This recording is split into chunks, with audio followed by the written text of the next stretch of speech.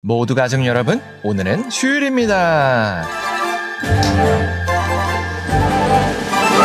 기도하면 하나님께서 응답하시죠. 그러나 가끔은 마치 기도를 못 들으신 것처럼 침묵하시기도 하시죠. 그렇다면 이렇게 하나님께서 침묵하실 때는 우리가 어떻게 해야 할까요? 그 답이 바로 오늘 본문에 있어요. 그래서 오늘 묵상을 잘 들어보시면 하나님께서 침묵하셨을 때 어떻게 해야 하는지를 아실 수 있을 거예요. 그러면 오늘도 묵상에 잘 참여해 주시고요. 꼭 댓글로 무엇을 느꼈는지를 나눠주세요. 그리고 오늘의 시편을 한 절이라도 암기해 보면 어떨까요? 그러면 오늘 본문인 시편 22편 듣고 올게요.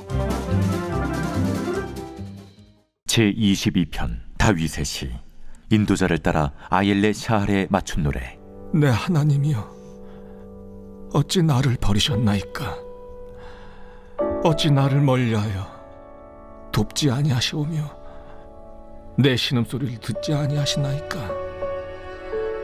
내 하나님이여, 내가 낮에도 부르짖고 밤에도 잠잠하지 아니하오나 응답하지 아니하시나이다. 이스라엘의 찬송 중에 계시는 주여, 주는 거룩하시니이다.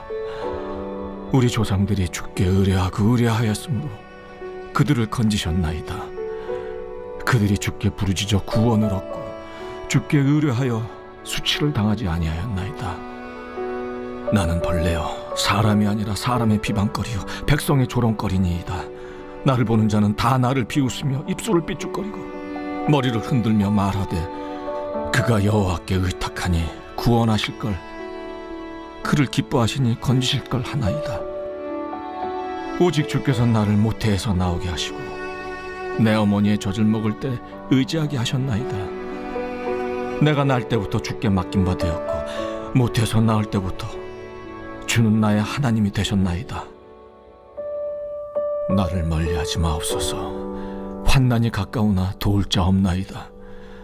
많은 황소가 나를 에워싸며 바산의 힘센 소들이 나를 둘러쌌으며 내게 그 입을 벌림이 찢으며 부르짖는 사자 같으니이다. 나는 물같이 쏟아졌으며 내 모든 뼈는 어그러졌으며 내 마음은 밀랍 같아서 내 속에서 녹았으며 내 힘이 말라 질그릇 조각 같고 내 혀가 입천장에 붙었나이다. 주께서 또 나를 죽음의 진토 속에 두셨나이다. 개들이 나를 에워쌌으며 악한 무리가 나를 둘러 내 수족을 찔렀나이다. 내가 내 모든 뼈를 셀 수 있나이다. 그들이 나를 주목하여 보고 내 겉옷을 나누며 속옷을 제비 뽑나이다. 여호와여, 멀리하지 마옵소서. 나의 힘이시여, 속히 나를 도우소서. 내 생명을 칼에서 건지시며 내 유일한 것을 개의 세력에서 구하소서. 나를 사자의 입에서 구하소서. 주께서 내게 응답하시고 들소의 뿔에서 구원하셨나이다. 내가 주의 이름을 형제에게 선포하고 회중 가운데서 주를 찬송하리이다. 여호와를 두려워하는 너희여, 그를 찬송할지어다. 야곱의 모든 자손이여, 그에게 영광을 돌릴지어다. 너희 이스라엘 모든 자손이여, 그를 경외할지어다. 그는 곤고한 자의 곤고를 멸시하거나 싫어하지 아니하시며 그의 얼굴을 그에게서 숨기지 아니하시고 그가 울부짖을 때 들으셨도다. 큰 회중 가운데에서 나의 찬송은 주께로부터 온 것이니 주를 경외하는 자 앞에서 나의 서원을 갚으리이다. 겸손한 자는 먹고 배부를 것이며 여호와를 찾는 자는 그를 찬송할 것이라. 너희 마음은 영원히 살지어다. 땅의 모든 끝이 여호와를 기억하고 돌아오며 모든 나라의 모든 족속이 주의 앞에 예배하리니 나라는 여호와의 것이요 여호와는 모든 나라의 주제심이로다.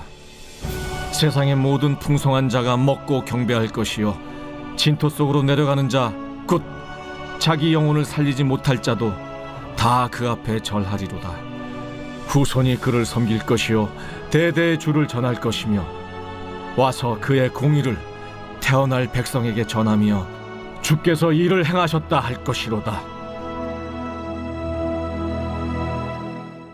다윗은 고난 가운데 하나님을 찾았습니다. 그러나 하나님께서 응답하시지 않으셨습니다. 그래서 다윗은 1절에서 나의 하나님 어찌하여 나를 버리셨나이까 라고 호소했습니다. 그러면서 나를 멀리하지 마옵소서 라고 탄식했습니다. 그리고 이 탄식은 11절과 19절에서 반복됐습니다. 그만큼 다윗은 고통스러웠습니다. 그리고 이렇게 다윗이 고통스러웠던 이유는 주변 사람들이 다윗을 조롱했기 때문이었습니다. 다윗의 주변 사람들은 내가 하나님을 의탁한다며 그런데 왜 하나님은 안 도우셔? 라고 조롱했습니다. 그래서 다윗은 원수들이 둘러싸서 자신을 조롱하고 있다고 느꼈습니다. 그러나 하나님은 환난 가운데 하나님을 찾는 사람을 절대로 그냥 놔두지 않으십니다. 때로는 하나님의 크신 뜻 때문에 의도적으로 침묵하시지만 결국에는 응답하십니다. 그래서 다윗도 그 응답을 받았습니다. 그래서 22절부터 31절까지 해서 하나님을 찬양했습니다. 그러면서 이스라엘과 온 열방과 모든 후손에게 이런 하나님을 찬양하라고 선포했습니다.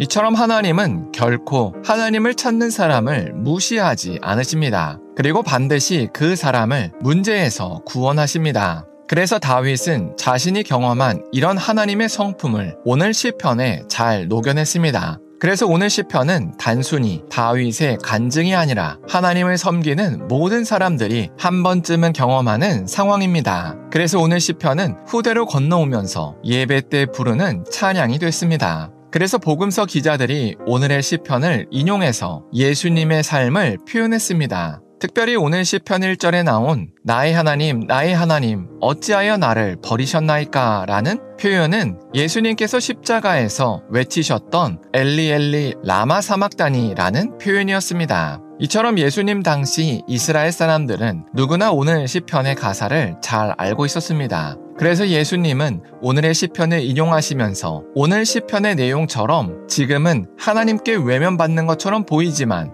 결국에는 하나님께서 자신을 구원하실 것을 암시하셨습니다. 그리고 실제로 예수님은 3일 만에 부활하셔서 오늘 시편에 나온 하나님의 구원이 사실임을 입증하셨습니다. 그래서 우리도 오늘 시편을 잘 알아야 합니다. 왜냐하면 우리도 하나님의 침묵을 경험하기 때문입니다. 그러면 우리의 마음이 낙심됩니다. 왜냐하면 하나님께 버림받은 것 같기 때문입니다. 그래서 오늘 시편에 나온 것처럼 왜 우리를 버렸냐고 하나님께 토로하고 있을 수도 있습니다. 그러나 우리는 거기서 끝나면 안 됩니다. 왜냐하면 오늘 시편의 결론처럼 결국에는 하나님께서 우리를 구원하시기 때문입니다. 그래서 우리가 오늘 하루를 살 때 하나님의 침묵을 인정하여 하나님께서 우리를 구원하실 때까지 잠잠히 기다렸으면 좋겠습니다. 그래서 하나님의 때가 됐을 때 하나님께서 허락하신 놀라운 구원을 우리가 경험했으면 좋겠습니다. 기도하겠습니다.